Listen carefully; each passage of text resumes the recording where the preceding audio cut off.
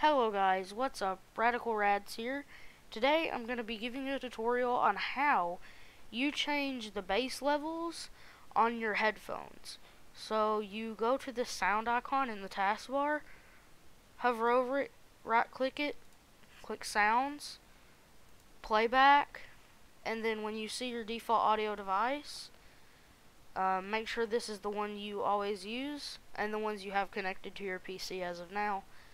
So click that and then go to properties, and when you get here, go to enhancements, bass boost, and then you make sure that's highlighted, click settings, and you can set this to whatever you want on this. I'd just say keep this hertz as whatever it's already on, and this you can select any amount of bass boost that you want for your headphones. So mine's at 6 decibels. I'm going to go ahead and go to 12.